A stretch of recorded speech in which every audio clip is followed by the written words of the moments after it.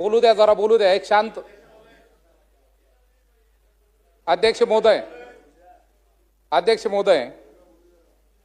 महसूल मंत्री आदरणीय बावनकुळे साहेबांनी सन 2025 चे विधानसभा विधेयक क्रमांक 94 हे बिल जे आणलं, मी खऱ्या अर्थाने त्याचं स्वागत त्या ठिकाणी करणार आहे. अध्यक्ष महोदय, हे बिलाचा हेतू आणि उद्देश अत्यंत चांगला आहे. त्या ठिकाणी महसूल मंत्री महोदयांनी त्या ठिकाणी सांगितलं का नागरी भागामध्ये, शहरी भागामध्ये याचा जवळजवळ 60,000 नागरिकाला त्या ठिकाणी फायदा होणार आहे. 60 लाख लोकांना त्या ठिकाणी फायदा होणार आहे.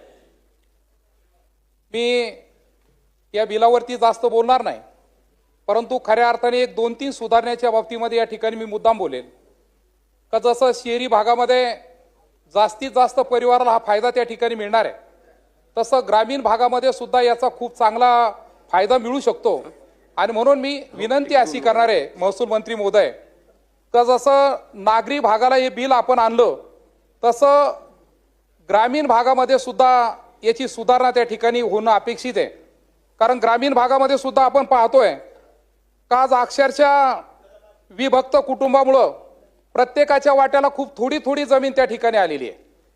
आणि म्हणून मी आपल्याला विनंती करणार आहे अध्यक्ष महोदय का घरकुल असतील, विहिरी असतील, त्या ठिकाणी घरासाठी जागा असेल, अक्षरशः ग्रामीण भागामध्ये घरकुलासाठी जागा नाही.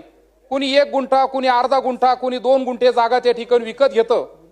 परंतु ही विकत घेण्याची पद्धत ग्रामीण भागामध्ये फक्त नोटरीवरती त्या ठिकाणी विकत घेण्याची प्रथा आहे. 7/12वरती त्याची कोणती त्या ठिकाणी नोंद होत नाही.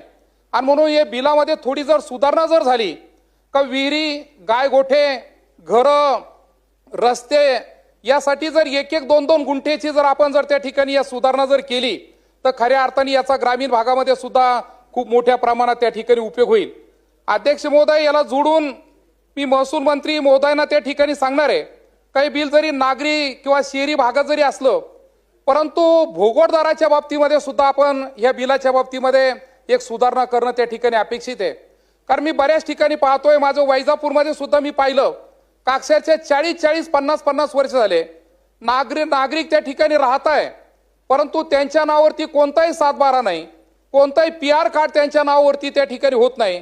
आणि म्हणून या बिलामध्ये सुधारणा करीत असताना भोगोटदाराच्या बाबतीमध्ये सुधारणा करणं त्या ठिकाणी अपेक्षित आहे. आणि ज्या ज्या ठिकाणी शहरी भागामध्ये आपण ही सुविधा त्या ठिकाणी देणार आहे, थोड्या रस्त्याचा विषय सुद्धा प्रामुख्याने त्या ठिकाणी घेण्याची गरज आहे. आणि म्हणून मी फक्त हे बिल जे आणलं ते ग्रामीण भागामध्ये सुद्धा असावं, त्यामध्ये सुधारणा करावी एवढंच या